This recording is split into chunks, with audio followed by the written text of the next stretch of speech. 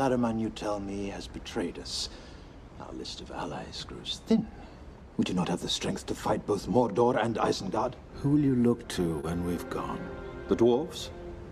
They hide in their mountains seeking riches. They care nothing for the troubles of others. Men. Men are weak. The race of men is failing. I was there the day the strength of men failed. There's no strength left in the world of men. They're scattered, divided, leaderless. There is one who could unite them. One who could reclaim the throne of Gondor. He turned from that path a long time ago. All right, if you're not depressed to be a man at this point after hearing Elrond speak about the cis heteronormative problems in Middle-earth with men, then you're a better man than I. No, so Elrond clearly has some issues with men and apparently dwarves. He was scarred by the ring not being cast into Mount Doom. He raised up Aragorn and told him, "Don't be the king. There is no kingdom of Arnor," which we'll talk about at some point in the future, how somehow Arnor just doesn't exist in the films.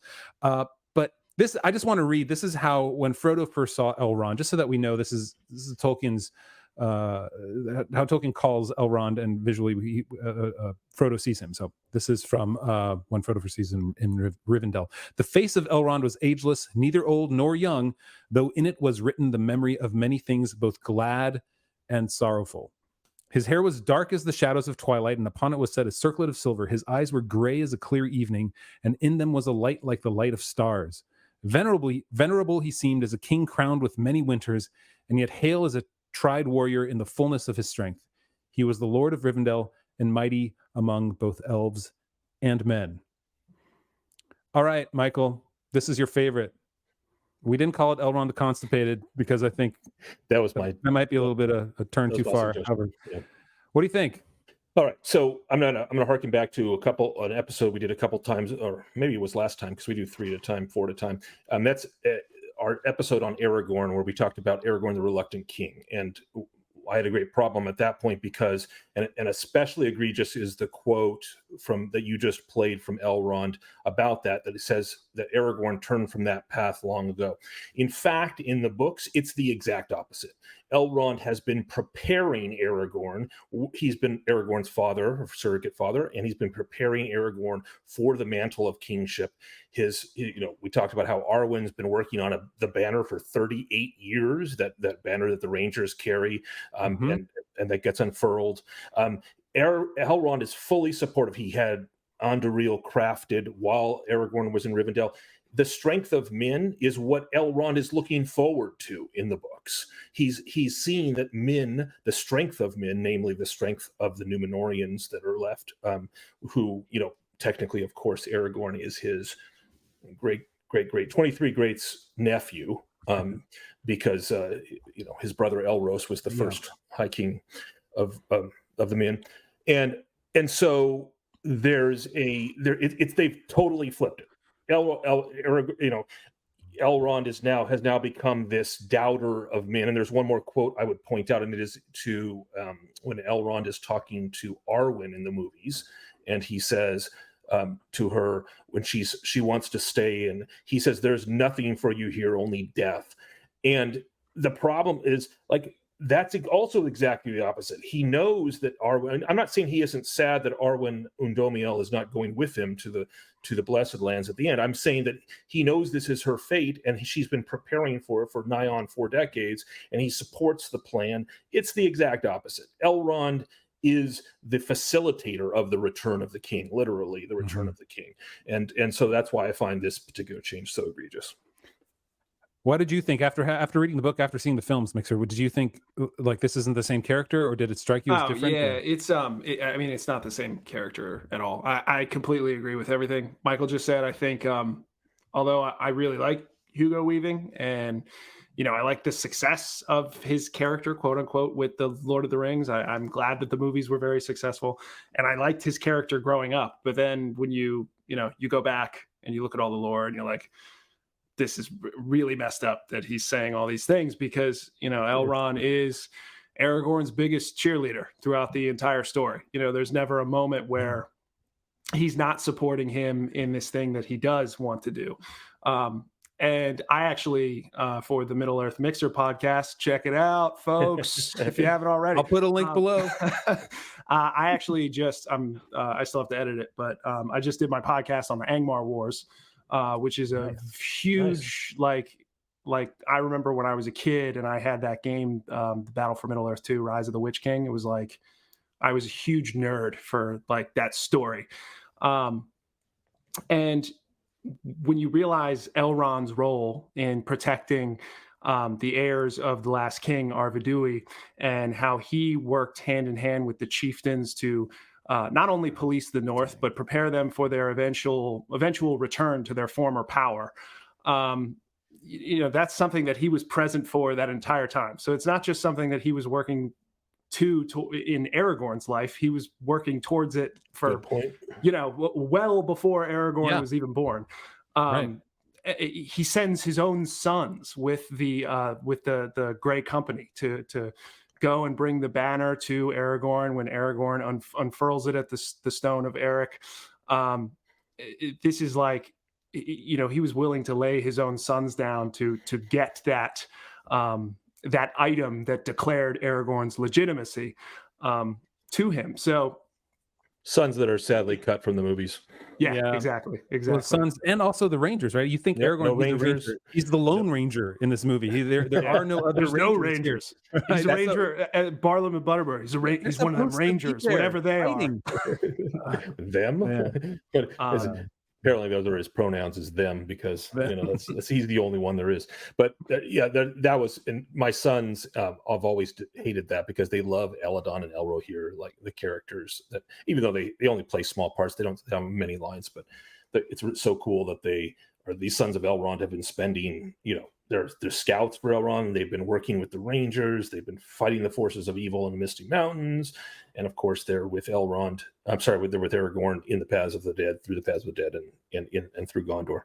So yeah, and it's also like kind of a very haughty thing of him to claim. You have the DNA of men running through your veins, and you sit here and you say the strength. There's no strength left in men.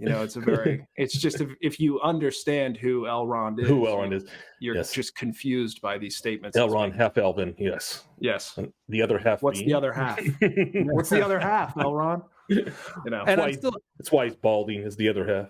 Yeah. I mean, I'm still in. Okay, so when I saw the films too, I couldn't get out of my mind the phrase Mr. Anderson, because the Matrix had come out a year before, and Hugo Weaving was known as Agent Smith in the Matrix, like far beyond anything else, right? So you saw Elrond and I saw Agent Smith, and I was like, oh, that didn't strike me as right for him, particularly when the whole idea that he was Lord of Rivendell and mighty among both elves and men. He was hail as a tried warrior in the fullness of his. Like Tolkien describes him as a warrior, not as a guy cowering at the thought of, what am I going to do with Sauron? Oh no, we got nothing here. What are we going to do? Gandalf, help me! Right? He just didn't strike me. I saw somebody else talking about this on YouTube. I forget the channel name, but he was talking about the quote where it says that Elrond is as he's warm and he's as kind as summer, and you don't get that from Hugo Weaving in the movie at all. Hugo Weaving is many things, but not warm and as kind as summer. No. All right. So let's ask that first question. Is it lore friendly? Okay, guys, I'll start there. It's a big no. No, it's not lore friendly. This one I think we can kind of all agree on. Again, every once in a while I try to convince Jonathan to write an HN for hell no, but he won't do it. So yeah, fonts are too big, won't fit. All right, so I don't know what else we can say. We just talked about it. So is it lore friendly? No, it's not lore friendly. So let's move on. Does the change make for better cinema? Michael? Nope. No. Wow. It makes for way worse cinema because of Elrond's, and it starts with that quote that you read aloud about the description of Elrond. He's a great point from somebody. My wife actually made this point. She's a woman, she's like a Lord of the Rings layman. These scenes were put in there to kind of add to this like Aragorn Arwen storyline and create story tension there and conflict. And something my wife said, she's like, man, the scenes with Aragorn and Arwen, they're like the most boring ones. And so it's like, even to somebody who like, oh, we have this love story tension angle that we want to add in for, the normal people. Just didn't work. Even the normal people hate it. So let me ask a question then. Do you think so that they approached the Aragorn, Elrond, Arwen story this way? They said, okay, Elrond is going to be the one who's going to inject the doubts into Arwen about like, can he be king and all that. What if they would have done it this way and had Arwen not know, like be one? She wasn't sure if she could stick with Aragorn because she wasn't sure if he could be king. And if Elrond would have been the one who's like, no, he's ready. I have seen him. I have trained him. Your sons, your brothers, they fought with him. Right? If they would have taken that approach, it might have made their relationship, I think, a little more interesting in that, like, she sees what he can be, but it's still hard for her to give him over to being a king because she's not known him as not a king for her whole life so far. I don't know. I think that would Yeah, be better. I see it differently. Certainly it wouldn't have dragged Elrond's character through the mud, and there's room to, I mean, Arwen always believed in Aragorn, so you wouldn't, I guess that would be a disservice. I know you're from the books, like I keep saying, 39 years she's been making this standard. So she believes the standard is the standard of the King of Gondor. So I that's a good point. That's a good point. All right. So how much do you like the change, guys? Remember, it's a scale of 1 to 5, not 0 to 5. Michael, you start us off. This was yours to. This is hitting about the lowest that I give any score. This is because of the change and because it's so opposite. It isn't just that it's changing Elrond; it's the literal opposite of what Elrond is like in the book. So it isn't just changing, like he's slightly different, like we talked about last week about Gimli being changed from this grim, dour warrior dwarf to a comedic, comic relief. That's not the opposite, because he is still a grim warrior as well as being comic relief, but this case, it's opposite. So I'm sadly going to have to go with like a 1.1. Wow. Probably the 1.1 is just because I do like Hugo Weaving. 0.1. Yeah, I won't give it the absolute lowest score. That's almost as low. I know. Yeah, I mean, I'm with you on that. There's one that would give lower, so we're going to go 1.1 on me. 1,1. 1,000. That's how much you love it. 1.1. It's it's not the worst, but boy, he's not the same. He's not the character that that Tolkien created in my own head and that Tolkien wrote about. So nowhere near. Yeah, it's about the worst. I'm going to go even less than you guys. I'm going to go with a 1.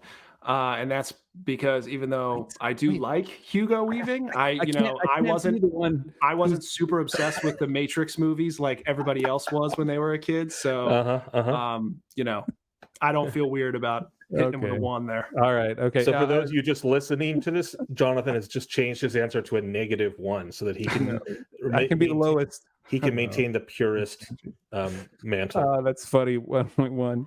It's funny because the reason I say 1.1 is because there's one that's lower, and I have to go lower on the ones that I hate even more. But yes, I could darn low. I mean, 2 other changes that I'm going to go lower than that, but that's about it. It is about the worst because of the character change is so opposite to the book character.